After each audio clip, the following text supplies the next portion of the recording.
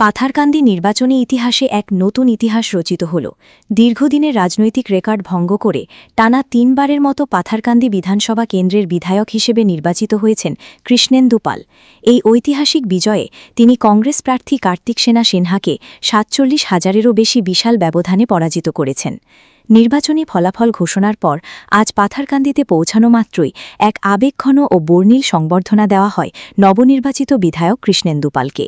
সকালে পাথারকান্দিতে পৌঁছানোর পর থেকেই কর্মী সমর্থকদের মধ্যে ব্যাপক উৎসাহ উদ্দীপনা লক্ষ্য করা যায়। প্রথমে পাথারকান্দি মণ্ডল কার্যালয়ে হাজার হাজার দলীয় কার্যকর্তা ও সমর্থক বাজি পটকা ফাটিয়ে ও ব্যান্ড বাজিয়ে বিধায়ককে স্বাগত জানান। এরপর বিধায়ক সোজা চলে যান লোয়ারপুয়া বিজেপি কার্যালয়। সেখানে আবিরের রঙে রাঙা হয়ে ওঠে পুরো এলাকা। কর্মী সমর্থকরা আনন্দ উল্লাসে মেতে ওঠেন। লোয়ারপুয়া যাওয়ার পথে বিভিন্ন স্থানে সাধারণ মানুষ ও দলীয় কর্মীরা তাকে ফুল এবং ঐতিহ্যবাহী গামছা দিয়ে সংবর্ধনা জানান। আজ বিধায়ক কৃষ্ণেন্দু পাল নিজ বক্তব্য ও প্রতিক্রিয়া জানাতে গিয়ে বলেন, আমার এই বিশাল জয় একমাত্র পাথারকান্দির গণদেবতা, তাদের শ্রীচরণে প্রণাম ও কৃতজ্ঞতা প্রকাশ করে কৃষ্ণেন্দু পাল বলেন, আসামে মুখ্যমন্ত্রী ড হিমন্ত বিশ্ব শর্মার নেতৃত্বাধীন সরকারের উন্নয়নের স্বার্থে কাজ করার ফলেই জনগণ ২ হাত ভরে আশীর্বাদ দিয়েছেন। কংগ্রেসের সমালোচনা করে তিনি আরও বলেন যে কংগ্রেসে এখন আর কোনো অস্তিত্ব নেই, কেবল নির্দিষ্ট একটি সম্প্রদায়ের জনসংখ্যা থাকা এলাকাগুলোতেই কংগ্রেস জয়ী হতে পেরেছে, অন্য কোনো স্থানে তারা জিততে পারেনি কেন? এমনকি কংগ্রেসের মুখ্যমন্ত্রী পদপ্রার্থীও এবারের নির্বাচনে পরাজিত হয়েছেন, যা দলের শোচনীয় অবস্থাকেই প্রমাণ করে। উল্লেখযোগ্য, ২০২১ সালের বিধানসভা নির্বাচনে বিজেপি প্রার্থী কৃষ্ণেন্দু পালের জয়ের ব্যবধান ছিল ৪,৪৬৭ ভোট, যা এবার বহুলাংশে বৃদ্ধি পেয়ে ৪৬,৭৬৪-তে পৌঁছেছে।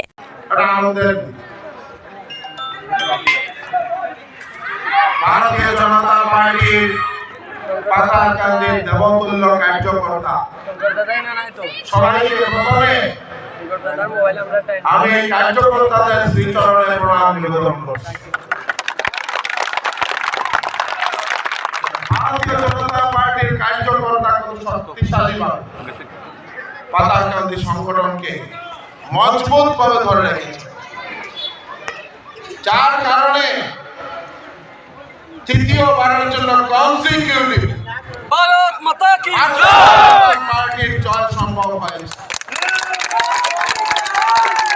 এটা ইতিহাসের পাতায় লেখা থাকবে। পাথারকান্দি ইন্ডিপেন্ডেন্সের পর থেকে ওনাদের নির্বাচন আসলে বিরোধী দল বেরোবে, কুচি ধরা বেরোবে, আমরা কুচি ধরা এখন চিনতে পেরেছি।